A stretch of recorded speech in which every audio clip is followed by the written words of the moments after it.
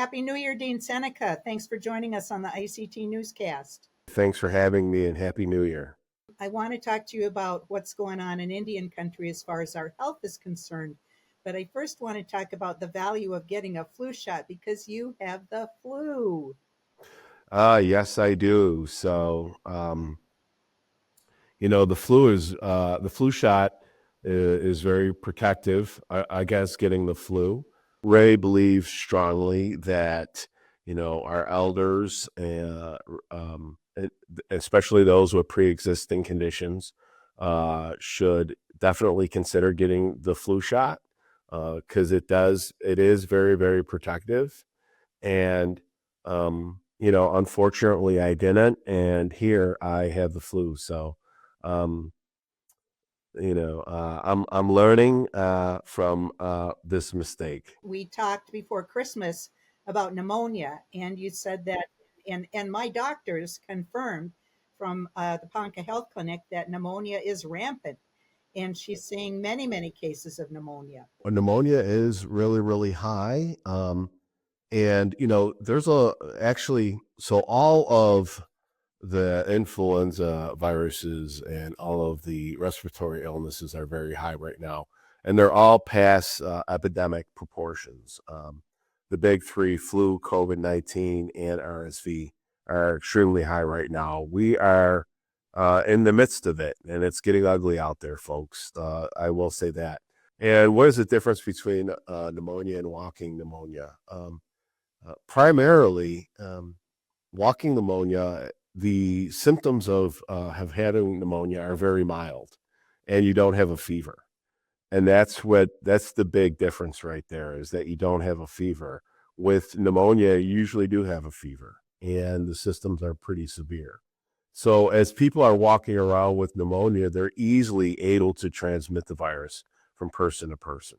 People that are ill should take extra caution, consider wearing a mask, safe social distancing, and wash your hands and wash surfaces, because that's how a lot of these viruses are spreading. Yeah, actually. we learned that the importance of that during the COVID epidemic, but just really in the winter, since we're all crammed up together and the weather's rotten and we don't want to go out and walk and get our exercise, washing hands and wiping down surfaces, I imagine, are really important as we're in the cold months.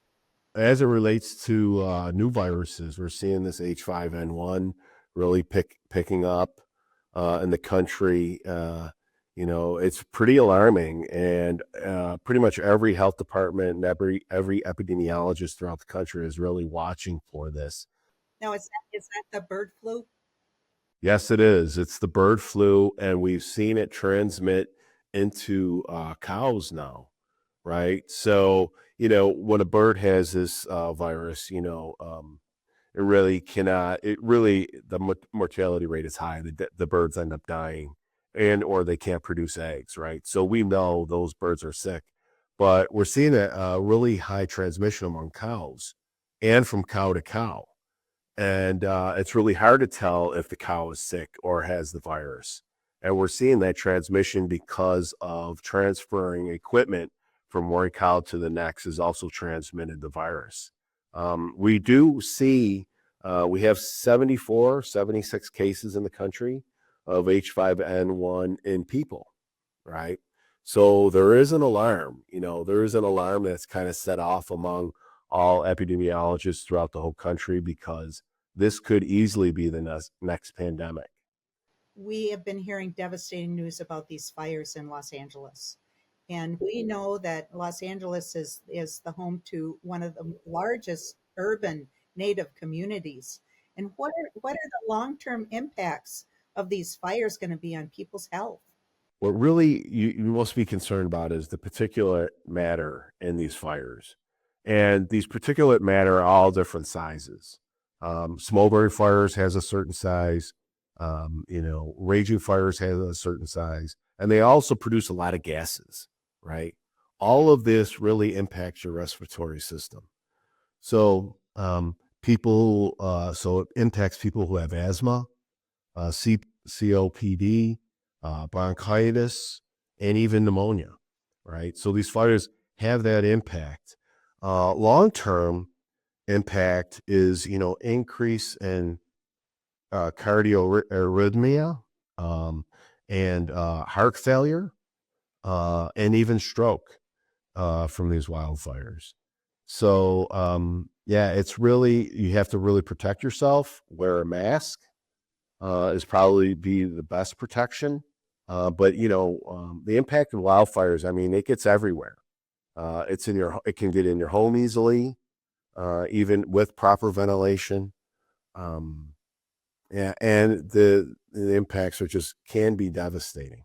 Another thing I wanted to talk to you about is the CDC has now issued a statement that alcohol is a cause of cancer, and that there's a push now to put warnings on booze bottles. As we know in Indian country, alcohol is the real devil, right? And we're even finding that out more and more as we uncover issues around substance use disorder, addictions, and things that are really just devastating our community right now. The opioid epidemic, our populations in our communities really have suffered a tremendous amount of impact regarding this, from this convoluted history we have with the United States. And there's a lot of intergenerational trauma. And how do we act this out? Well, we act this out in numbing the pain. And that's why we have such high rates of substance use disorders in our communities. We need to heal from this. And, all efforts to have conferences and really bringing our community together to talk about healing, I'm all for it. And I will be the first to say, and I'm not a saint. I am just like everybody else in the community, and I've had struggles with alcohol, nothing else, but primarily alcohol, and I had to really go down deep inside, to address those struggles. Native people of, in our healing practices, we've always addressed the physical and the mental, the spiritual parts of healing, and I think we really need to go back to that, and really embrace our healing techniques that work for us, but also talking with our elders and promoting and living a subsistence lifestyle. All of those things, if done right, promote our culture. And if you're living a traditional lifestyle, you really can't use substances because you have responsibilities in the community that you have to adhere to. Ceremony, making sure your family's well, making sure your community's well. All of these things are really, really important to good health and wellness.